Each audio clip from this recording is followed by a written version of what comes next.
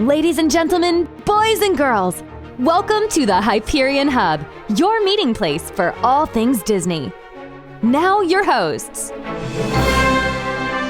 Hello and welcome to the show. I'm John Alois and I'm joined by Sean Degenhart. How you doing? And I'm doing great. And John Redlingshafer. How you doing? Maybe that was to me. I'm great. I'm doing great too. It was all rhetorical. Oh, fair enough. Withdrawn. Well, we hope you're having a great week. Before we get to the show, I want to let you know that we are on all the major social media platforms, including Facebook, Instagram, and on Twitter, we are at Hub Hyperion. You can email us at podcast@thehyperionhub.com. You can also send us a voice recorded message. Let's start things off as we normally do with our Disney View. And this week, I want to talk about a recent virtual talk I attended, put on by the Walt Disney Family Museum. And they had a talk regarding the Miracle of the White Stallions, a 1963 film, underrated film. I found it a couple of summers ago when I was watching every Disney movie, and I was shocked. It was great. It's a story of the evacuation of the Lipizzaner equestrian horses from the Spanish riding school in Vienna during World War II. They were saved by the Americans. General Patton actually saved them. Like I said, underrated film. If you can find it, please do. The only places that I've found it recently are through the Disney Movie Club, and there were a couple copies on Amazon, but they were pretty pricey. The speaker during this talk was Elizabeth Letts, an author of a few books on the subject, including The Perfect Horse. She gave the history and the background of the story, and then also speaking was Carol Carruthers, wife of the film's screenwriter, A.J. Carruthers. She told wonderful stories about her husband working with Walt and traveling to Vienna to see the Lipizzaner horses. The Sherman brothers wrote the music for the film. A.J. wrote a few screenplays for Disney, including The Happiest Millionaire. So, great film, but more than anything else, I want to encourage everybody listening to look for these virtual talks. I have attended a few of them. The Walt Disney Birthplace has had them in the past, and so has the Walt Disney Family Museum. And it's one of those positives that have come out of everything that's gone on. There have been great challenges, but this has been an opportunity to get in touch with and listen to these wonderful historians through the virtual talks. I've heard of the horses and have seen videos of their, I'll say it, performance, but I had not heard of this story, this movie, or any of the background. That's interesting. So this would have been like year before Poppins. Yeah, one of those films that, I don't think got a whole lot of play after it came out in theaters. And I had to find it in a library a couple of towns over, but because I couldn't rent it or find it anywhere. But it's outstanding. Yeah, a hidden gem. We have a very special guest this week with us. We here at the Hyperion Hub, and I'm sure you listeners, love the Disney theme parks, but for various reasons, the parks can bring added levels of stress, whether it's the crowds or the overstimulation or other factors. Joining us this week is Tom Weber, who's a self-described introvert. For he and for many people, I'm sure the very thought of going to the parks can be overwhelming at times. Tom is on the show to talk about how he handles some of that stress, and I just loved some of the stories he shared with me. I think many of us will be able to relate. Tom, welcome. I'm so glad to be here, John and John and John. Okay, self-described introvert. How do you define that term? Well, it's not just me who defines it. Introversion and extroversion is an area of study that you could absolutely go down a rabbit hole, like Alice in Wonderland. Like you could do. I guarantee you, there are just as many podcasts about introversion and extroversion as there are about Disney related matters. You know what I mean? Like you're different clicks in the app store here. And so when you think about whether you're an introvert or an extrovert, the word you have to remember is preference. It doesn't mean that I hate crowds. It means that if I had my preference, I would choose an activity that had fewer crowds or no crowds. And in fact, here's one definition from Psychology Today. I mean, this is a big psychology topic of conversation. Introversion is a basic personality style that is characterized by the preference for the inner life of the mind over the outer world of other people. It doesn't mean I'm incapable of enjoying a loud and overstimulated place like a Disney park. I can be in a crowd, but if you're going to give me the choice, where do you want to go on vacation? It's very possible I would not pick a Disney park. With that said, I've seen you at a Disney park at Disney's Animal Kingdom, and you seem to have a good time. So do you enjoy the parks? Absolutely. I love the parks. And frankly, one of the reasons I love the parks is because I think Disney itself is aware of this. They are aware that people come in all different shapes and sizes and types, and I believe they are mindful of it. I enjoy the parks also because I got married a couple years ago and gained a family. I have a stepdaughter, and so I love seeing what Disney does for them. They get so much joy out of it. I love the things that I see the cast members do to interact, especially with young people. I mean, it's trite, but I appreciate so much that they do really try to bring whatever level of magic you believe those parks have. So I love the parks. I love going there. But I just have to know this about myself. And I think a lot of people who are introverts, and every family has one, I almost can guarantee it. It's something you want to think about.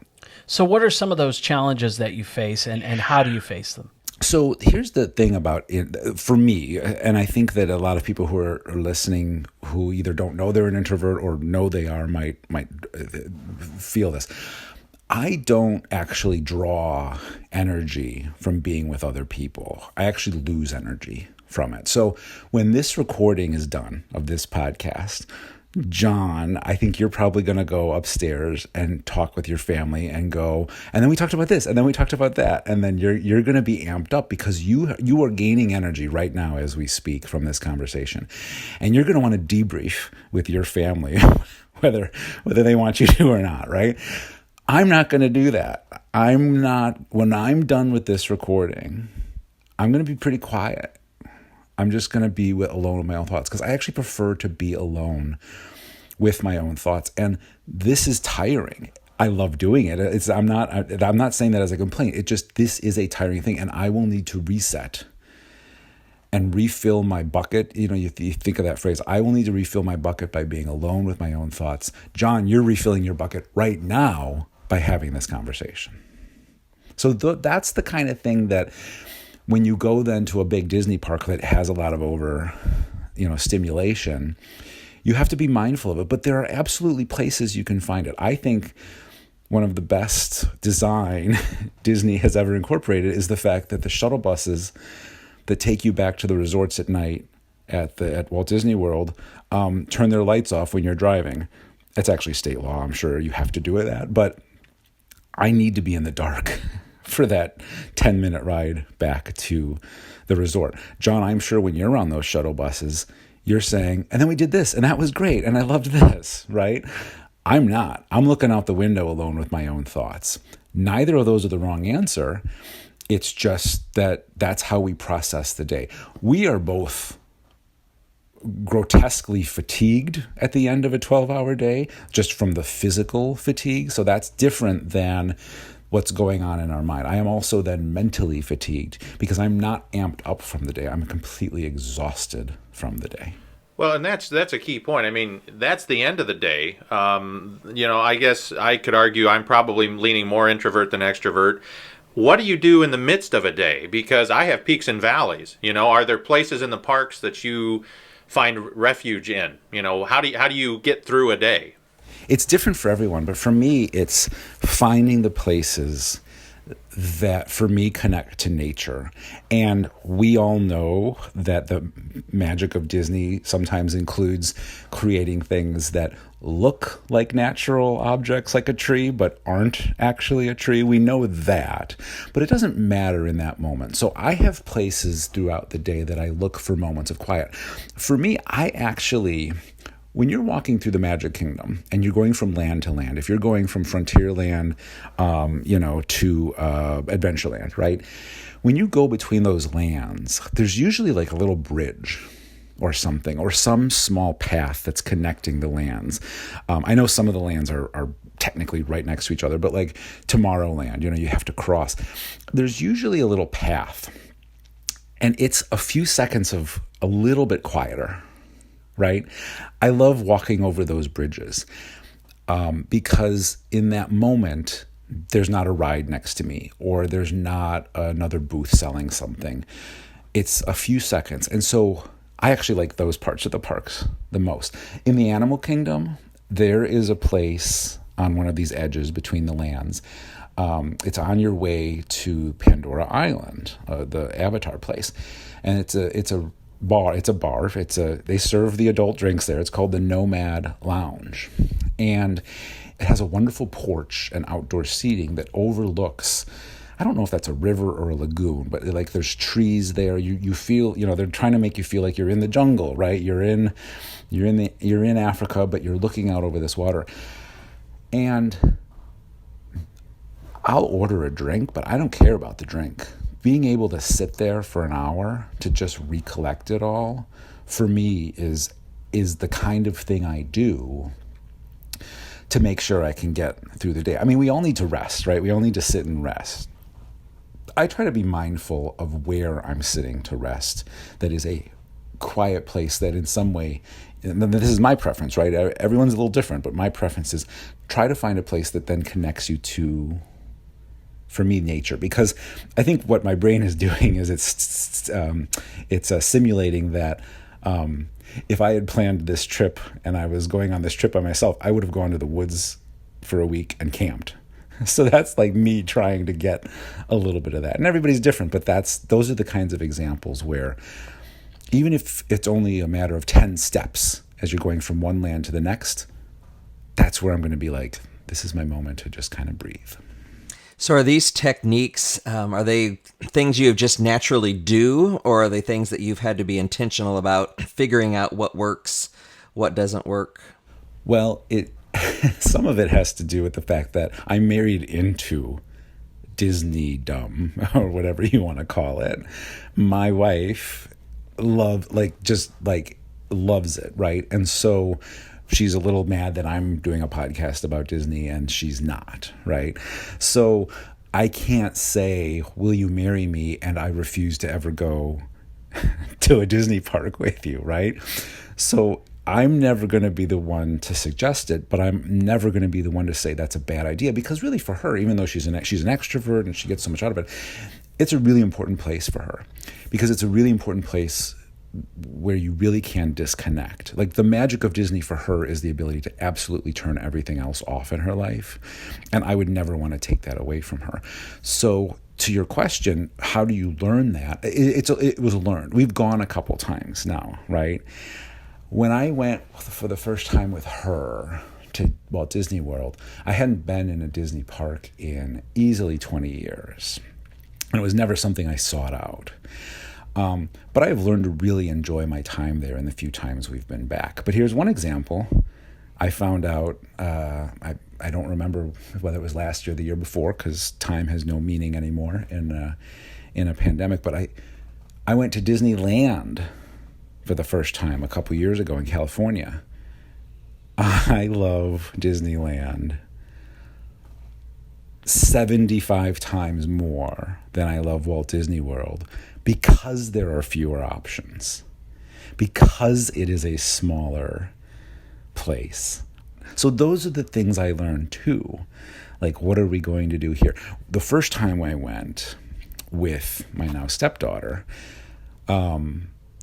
we went to Walt Disney World, and I think we booked 4 days and being in a different park all 4 days.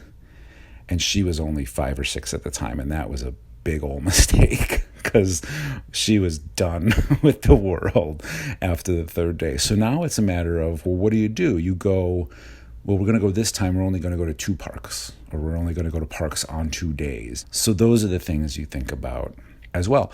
Getting back to Disneyland, before you go too far, you shared Yeah. a great story with me where you actually said, we even have different memories.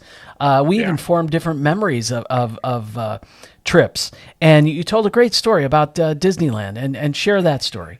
Well, in California Adventure Park, there's a part of that park called Grizzly Peak, which is, it feels like you're walking through the woods, right? Remember, it's the tall trees, it's a lot of shade. And that's one of my favorite places in any of the Disney parks, because there's also the main part of that whole park, or that whole land, is a water ride. So there's always running water that you can hear.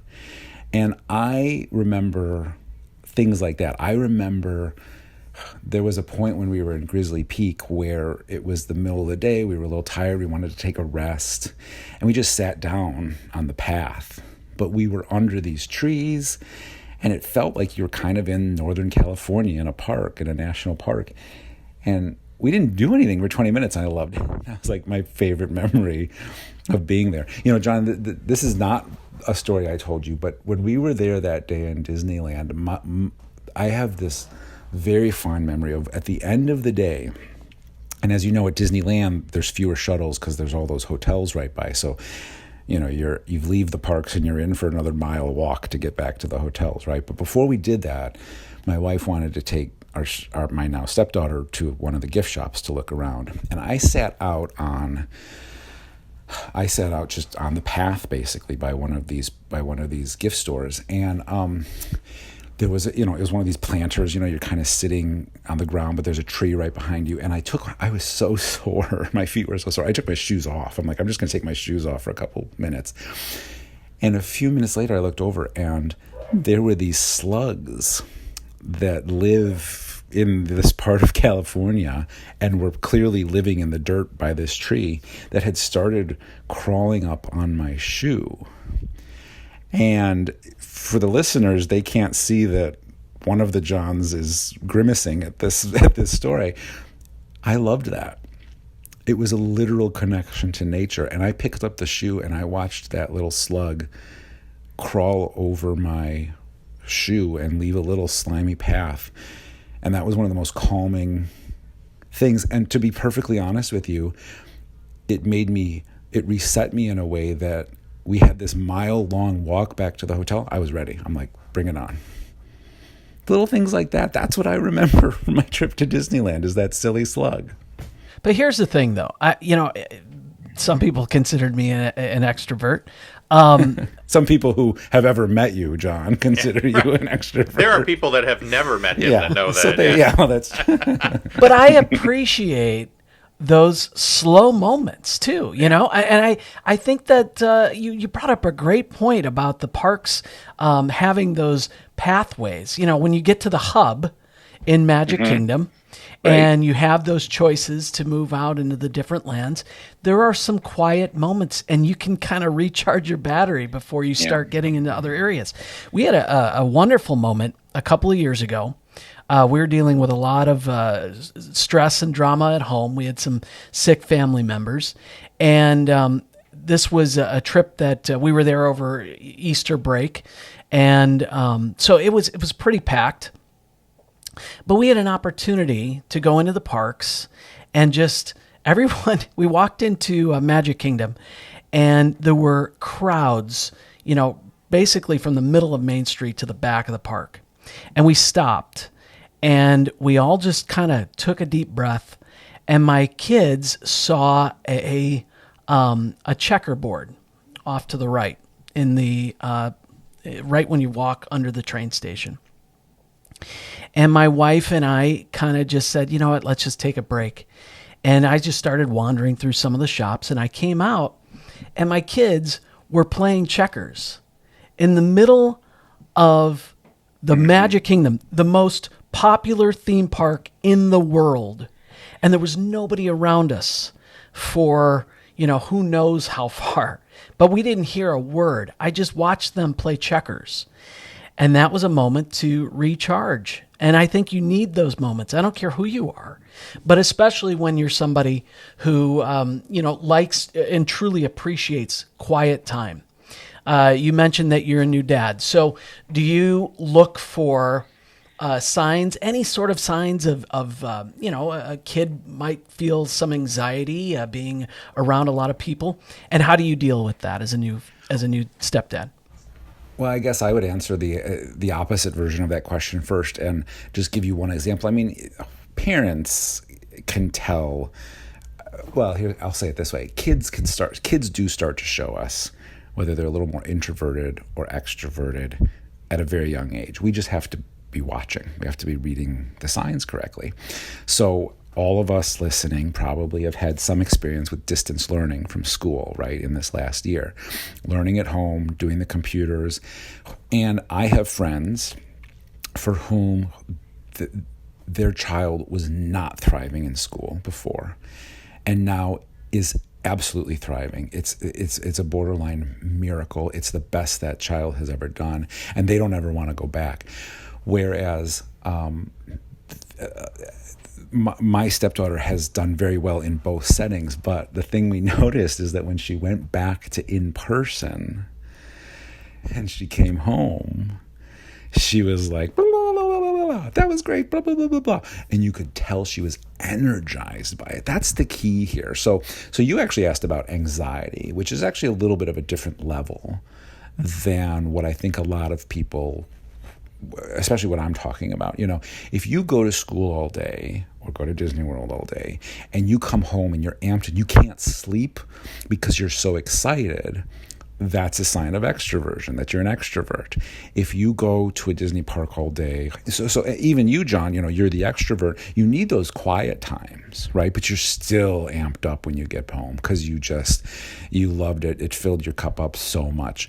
If you go to Disney park all day and you can't even carry on a conversation because you're so mentally fatigued, that's more introversion. So children will let us know which they are. And as anyone here who has multiple children or even, nieces and nephews knows, every child's different. I'm not saying anything nobody knows, and one child, you'll notice it. One child may just get completely amped up by a day at a Disney park and the other will just be fatigued. Neither of those are the wrong answer. And as a father of 4, you're right. We're already able to see at a very early age who thrives, who maybe needs that break. And we have found that sometimes it's okay to split up as a family. You know what? You guys go do that one. We're going to go chill over here for a while. And the kids do gravitate towards the parent that's more like them.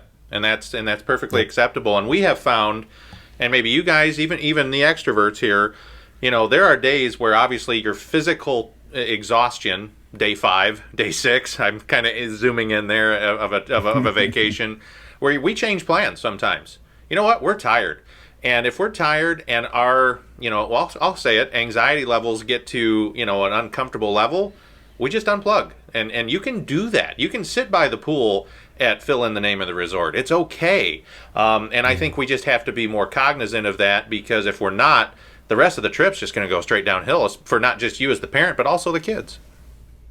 And, we've also heard stories of, kind of the stories, the stories gone wrong at a place like a Disney park where the parents kind of lose their mind or they snap and the joke version of that is always the parent who yells at the kids and says, we're here to have fun, and they're just raging with their anger. And that can be caused by a lot of things. It really can. And I'm no expert in parenting by any means, but one potential is that either the child who is being yelled at to have more fun or the parent who is doing the yelling, is out of that comfort zone and needs a moment. For me, to your point, John, I always volunteer. Hey, we're in line. Maybe someone should go get a Mickey pretzel.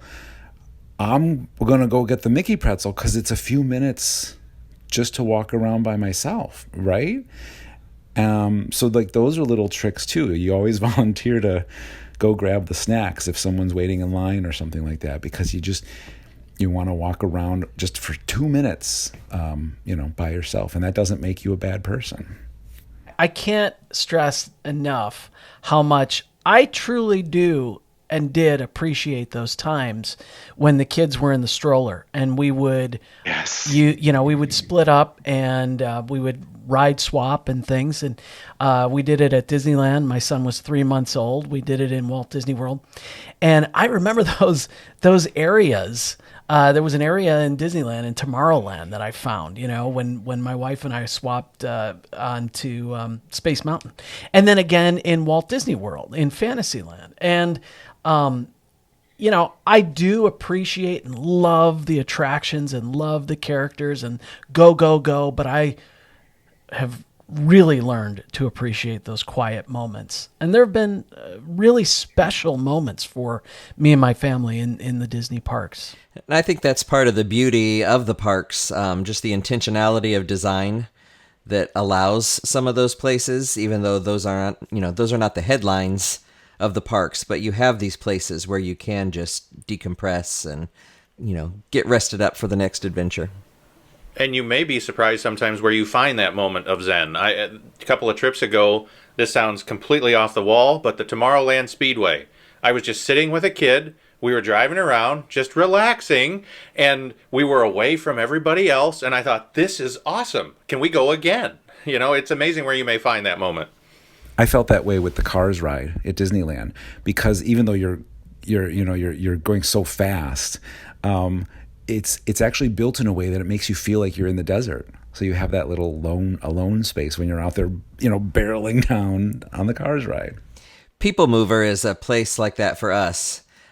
Just because you're elevated above the crowds, it's peaceful, it's relaxing, there's a breeze blowing. Yeah, and even this last trip that was a recent episode, the Skyliner, the new Skyliner at Disney World, I would ride that all day.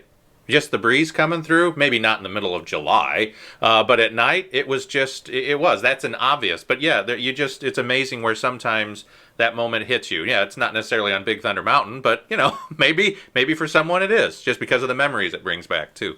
Well, yeah, you bring up outside of the parks, John, and Walt Disney World provides so many opportunities. I've got some great memories of my dad and me when I was 4 years old. In the boats on Seven Seas Lagoon, renting them at the Polynesian, riding the bikes around Caribbean Beach. My son, you can go fishing. We've gone horseback riding. And when you go horseback riding at Fort Wilderness, you truly see old Walt Disney World, and you see what Florida may have looked like, before Disney moved in. So there are a lot of great little spots in Walt Disney World to just kind of sit down and relax and enjoy the atmosphere. So that's great. Tom, thank you so much. This was wonderful. We truly appreciate you coming on the show with us. Well, you're welcome. It's been great to talk to you, and we'll see you at a Disney park in the future, John. We've run into each other there before, so you never know. Absolutely. That would be great. That's going to do it for our show. If you're listening to us on Apple Podcasts, I'm going to ask for you to please give us a review. That way more people can find the Hyperion Hub. Thanks for listening, everybody. Have a great week. We're glad you could join us. We'd love to hear from you. You can email or send us a recorded audio message at podcast@thehyperionhub.com. Find us on social media on Facebook, Instagram, and Twitter. The Hyperion Hub is not affiliated with the Walt Disney Company or its subsidiaries. We'll meet you next time at the Hyperion Hub.